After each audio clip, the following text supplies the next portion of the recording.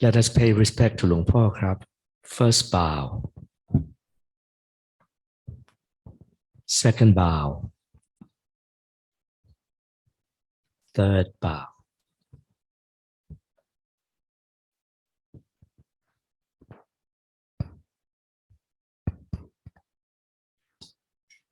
Hello, everyone. How are you? So I have nothing to say. Finally. Does anyone have any burning questions or non-burning questions? Otherwise, we can just sit quietly. 1, 2. Yes, please. Go for it. I'll repeat it. I'll repeat the question.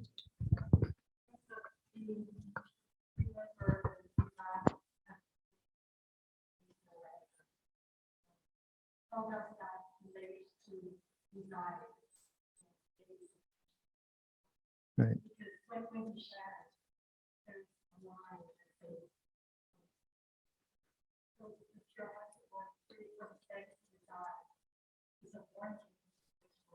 Right.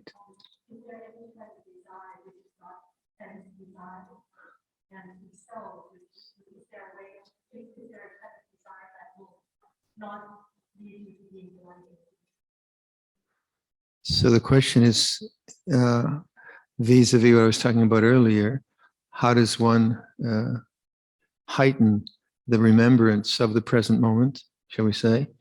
And is that not some form of desire? And in the chanting, we say by not holding to that sensual desire leads to rebirth. And is there a kind of desire that is not sensual desire that leads to rebirth? And can we do this without desire? Is it sort of...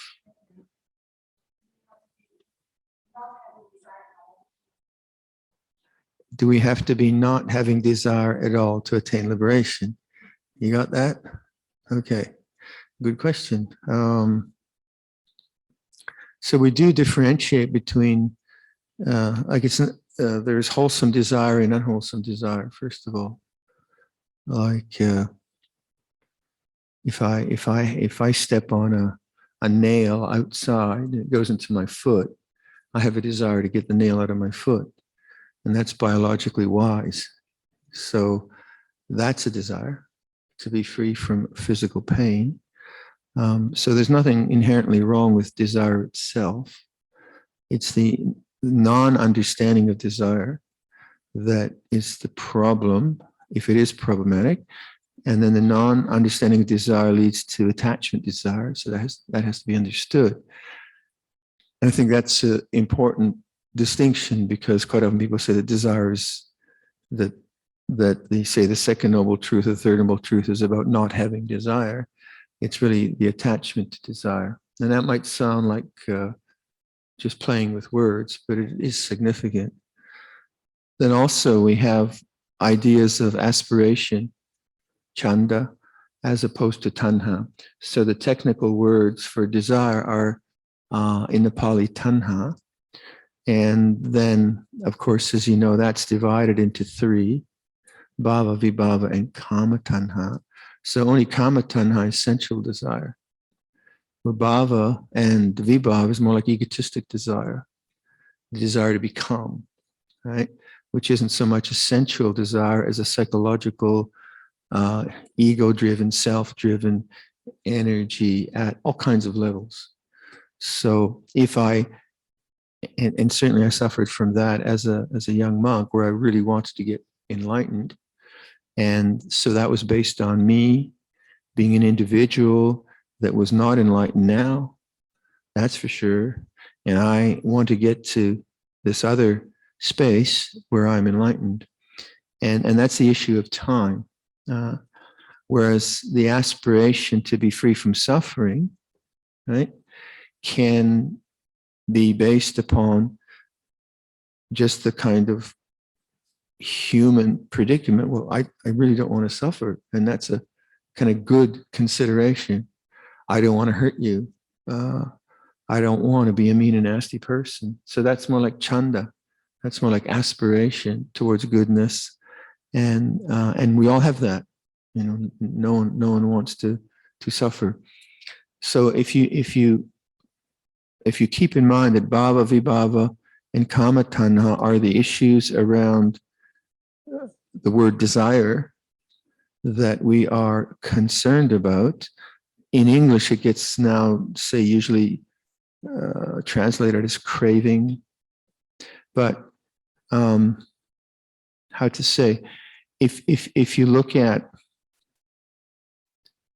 it in terms of things ceasing and letting go, then let's say I have a strong tendency towards dosa, towards anger. You know, I flare up very easily.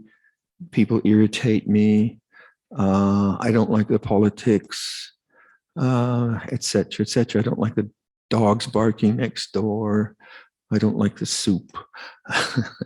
So my mind is permeated with dosa, with an attitude, and this is a gross example, but extremes are good to consider. And my whole perceptual equipment is aversion. And at some point, I realize I'm not a happy puppy. I really suffer, and I'd like to get beyond that, and that's a good desire, because it's a situation I want to get out of. And you know what? All of us want to be happy.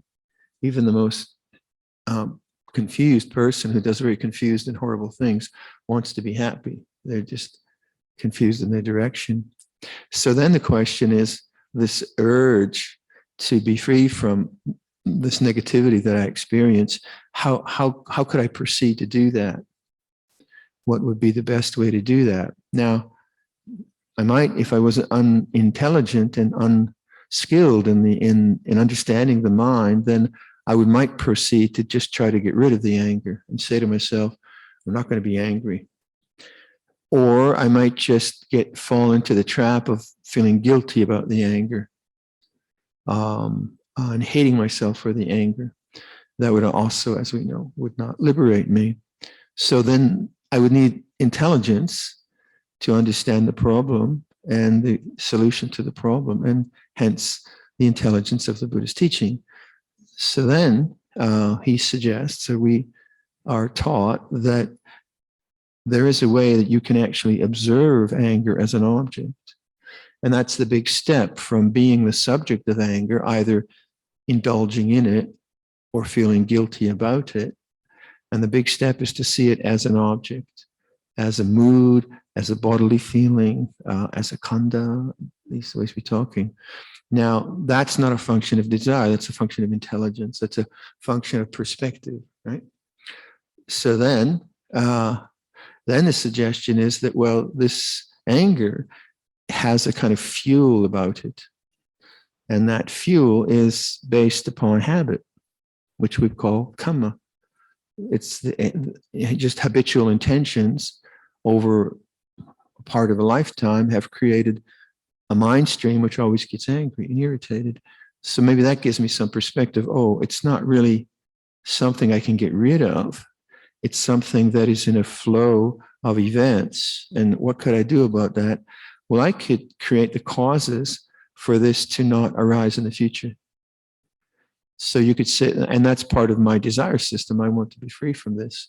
But the desire isn't based on sensuality or on ego. It's based on understanding how the mind works and how kamma and vipaka work. And again, it's intelligent. It's a kind of a natural understanding. It's an understanding of nature. So then I see that, okay, when I let's say I feel irritated at the dog barking next door, I can say to myself, oh, irritation's like that. And I begin to hear the words of awareness, and I hear the words and I say, oh, okay, there's the sound. And then I say, oh, I'm adding to it with thought. And why am I added to with thought? I don't want the sound. Ah, I see. I don't want the sound. Oh, I get the insight.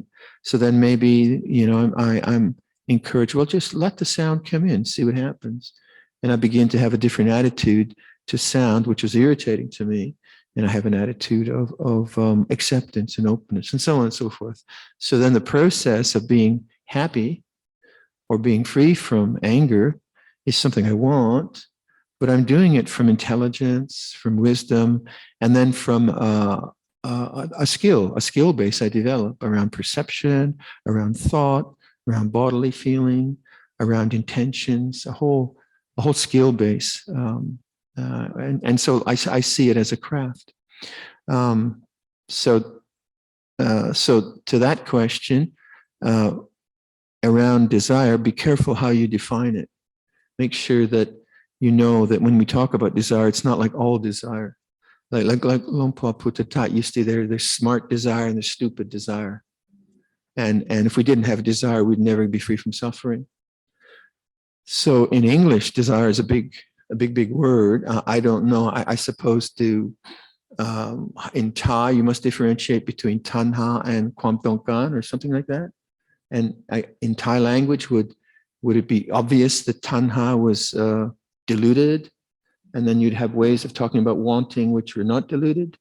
You'd have that in your language. Yeah, and that would be a common sensibility. Okay, but anyway, so that's important. But having said that, wanting to get rid of anger might just mess my mind up because I'd approach it the wrong way. That's why I needed teaching, and I need a teacher to say, wait, no, you're not trying to get rid of it. Create the causes and conditions for the non-arising in the future. Create the causes and conditions for the letting go in the present. And so you'd begin to contemplate causality and rather than self-blame. If you contemplate causality, then it's not my fault. It just is this causal principle with this condition that arises. Without this condition, that doesn't arise. And so it becomes a kind of intelligent investigation. And then it becomes a kind of feedback loop where you see that if you don't react in the habitual way to anger, that feeds back into a kind of information system. Hey, this works. And then that arouses more attention, more skill, and this works again. So the feedback system kind of feeds into itself towards liberation. So tanha, bhava, becoming, vibhava, getting rid of, and then kama tanha, just the kind of absorption into sense experience. And where we see vibhava and bhava tanha very manifest is in I thinking. And if you just consider when do you really suffer is when you get caught by something and a sense of I is just rampant. It's just going on. I hate that person. I'm never going to forgive them, or I really want that. I really need that. It's just rampant. And you could see that's rampant attachment. It's not just, minor attachment. And you begin to understand what this idea of Sakkaya Ditthi is, that this personality view, which keeps intruding into life's experience and then grabbing attention, and you become more and more the witness to this personality view, how it manifests in the language of self, and we were talking about self-disparagement earlier, and how the inner tyrant, you're no good, you shouldn't do that, you should try harder, and it seems very real. And yet, this is the inner tyrant. And that awakening is what we're trying to return to. So that awakening, you need the desire to awaken, yeah. But it's not the same as egotistical desire. It's not based on a self-ownership or a self-possession. It's based on wisdom and intelligence. So the more you see that operate, the more your feedback system says that does work, for the skill of awakening and the rapidity of reawakening and the accuracy, maybe if you talk about this in a kind of craft analogy, you kind of see that operating. You get better at it. Get better and better at it. And it kind of compels you to be better at it because it works. And then it works and works and works, and then you fail. And you blow your top again, and you throw a tomato at the person you dislike, and it all falls apart. And then you start again. Okay? And so you need to be very persistent in this work, so that you know.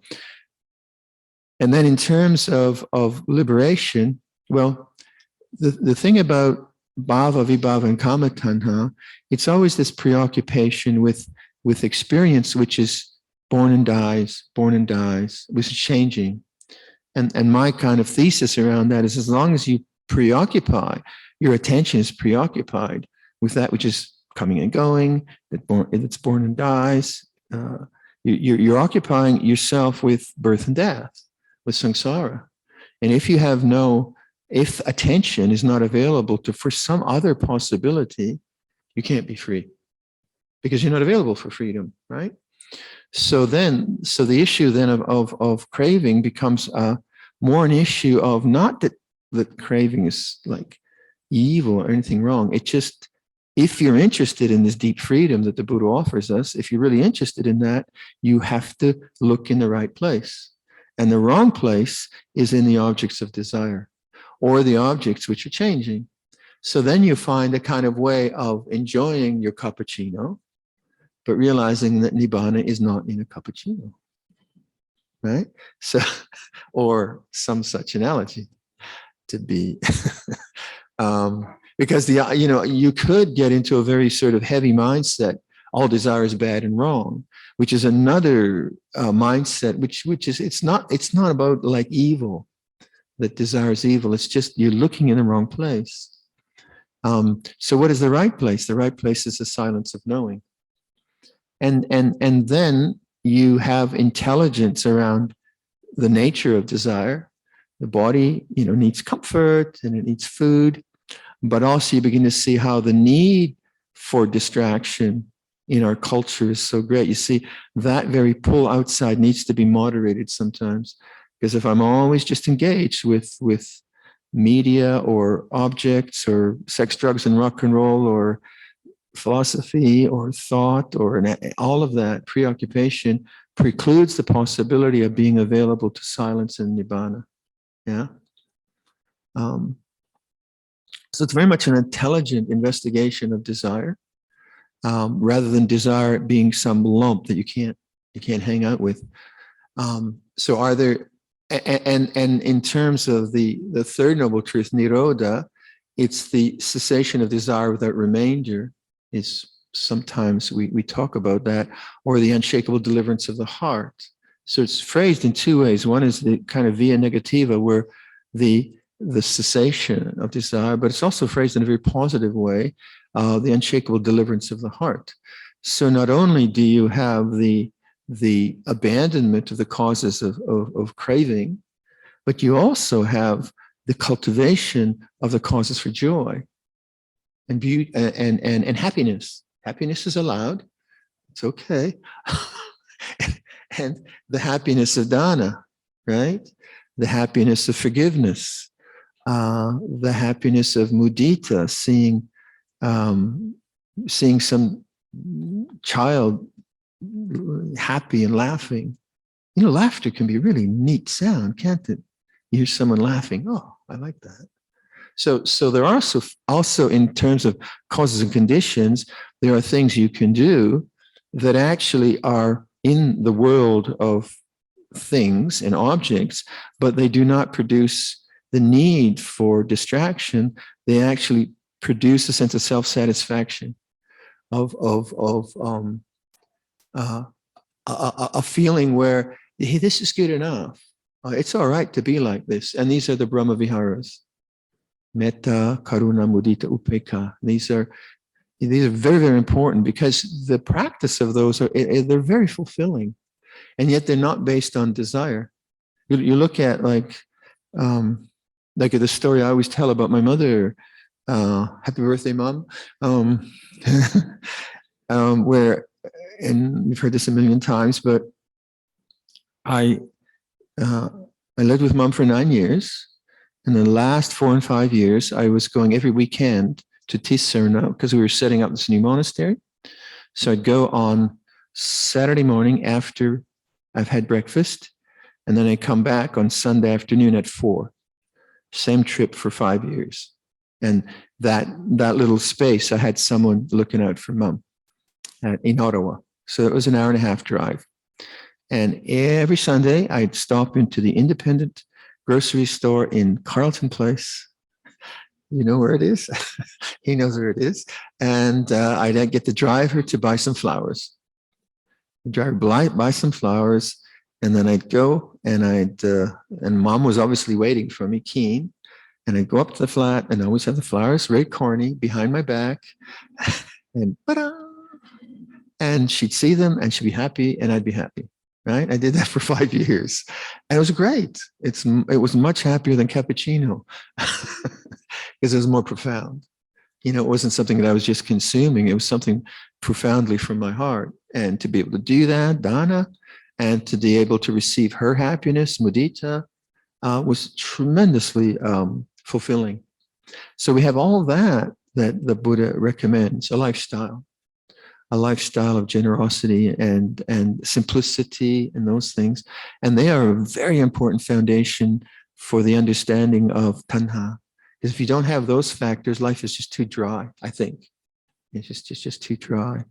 And then in terms of rebirth, well, what is rebirth? I don't know. I really don't know. But I do know how the sense of ego gets reborn. I can see that, and I can see that suffering. And I can see when my attention abides as silence in the heart or in the Brahma Viharas, it's very fulfilled. And that's about as much as I know about rebirth. I mean, I certainly speculate a bit and believe a bit, but I haven't got a psychic bone in my body. You know, I can barely remember my name, let alone my past lives. So, but rather than speculate about that, because we do a lot, don't we? And I think we have to be careful as Buddhists. We get in a very kind of nihilistic mindset. I don't want to get reborn. Those humans, they're horrible. And, you know, that can be a pretty, a kind of nihilism, which I don't think is very, very good. But in a more positive way, and in a realistic way, which you can see for yourself, unless you're psychic. You know, if you can see all that stuff, then we can chat later. You can tell me what's happening. but you know, the common human being doesn't have much psychic experience. There's a bit of woo-woo that we have, that we hear about, but not very much. Most of it is speculation, and a lot of it is cultural. So say at Wat Nana Chat, there was a kuti that always seemed to be falling apart. And everyone knew there were ghosts there. Well, I used to go and look for them. I couldn't find a ghost, right? And then Luang Por's father died. And so the coffin was at the edge of the monastery what was the name of that monastery? It was one of the branch monasteries. I can't remember. I spent a year there. And so everyone said, well, if there's a corpse there, there'll be a ghost there. I said, great. So I went there to do an all-night meditation, and the corpse was up on stilts, so I just slept right by it. And I thought, now I'm going to see a ghost. I just fell asleep. I'm a total failure. My culture doesn't have that, you know? My culture just doesn't have that. And maybe some people see it, but at Wat Nana Chat, we didn't have any Thai monks for 2 years because it was a charnel ground. That's where you burn bodies, and that's where ghosts hang out. So what's that, right? So there's a lot around rebirth, which is cultural, but there is a lot in the text as well. So not to deny that, because that would be wrong view, but to just to kind of know that you don't really know. And if you create the idea that I am someone who will be reborn, you're already creating avijja, because you're creating a self-identity. I am this person who is now moving through time, many generations, many lives in the past, many lives in the future. And that in itself is avijja, avijja paccaya sankhara. You're creating a sense of self through culture and other things that you can know is just a thought. Right? That's all it is. It's a thought. So you come back to the silence mind without taking a position that it's right or wrong. You see, it's not like I'm arguing against or for rebirth. I'm just saying that that is just a viewpoint that arises and ceases. And if you have that in place, then you begin to see that all the language of time and self and future and that are simply sanya, perceptions, constructs that arise and cease in the silence of the mind. So then at the time of dying, your predominant mode of interpretation would be the silence of knowing change. Whereas if you really believe in the sense of self and time and all of that, then your predominant mode would be I am someone who is in a body, and this and I will go to some other body, and I don't know how that conditions consciousness, but it would be certainly two different ways of dying.